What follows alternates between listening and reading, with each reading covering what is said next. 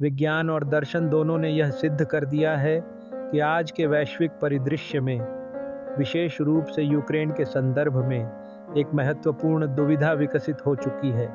Ukraine, जो स्वयं को एक स्वतंत्र राष्ट्र के रूप में स्थापित करना चाहता है, एक भंवर में फंसा हुआ है, जहां न केवल उसकी आत्मा संघर्षरत है, बल्कि उसकी स्वतंत्रता भी खतरे में है। जैसे बंजारा समुदाय को उकसावे का शिकार बनाया जाता है, ठीक उसी प्रकार यूक्रेन की भी पहचान को नष्ट करने की मंशा दिखाई देती है। यूक्रेन और नाटो के रिश्ते काफी जटिल हैं।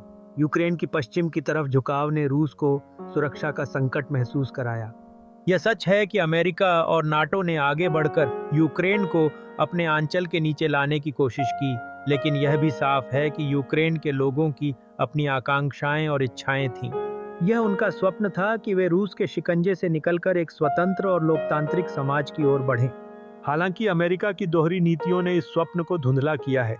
चाहे वो आर्थिक मदद हो या सैनिक सहायता, हर कदम पर शर्तें हमारे सामने आती हैं।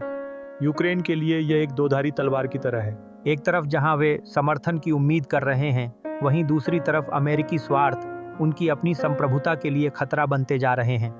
अब सवाल यह है कि क्या यूक्रेन की संप्रभुता को सच में दबाया जा रहा है?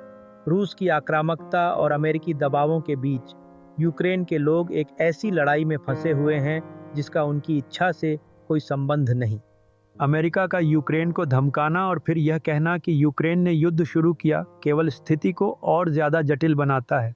यह एक त्रासदी है कि छोटे देशों की संप्रभुता अक्सर बड़े देशों की नीतियों के नीचे दब जाती है। इसके समाधान के लिए एक सच्ची मध्यस्थता और यूक्रेन के लोगों की अपनी इच्छाओं का सम्मान बहुत जरूरी है। युद्ध को रोकने केवल धमकियों से नहीं, बल्कि ईमानदार संवाद और सहयोग से ही संभव है। एक नई सुबह का सपना तभी पूरा होगा जब हितों का टकराव छोड़कर मानवता की ओर देखा जाए।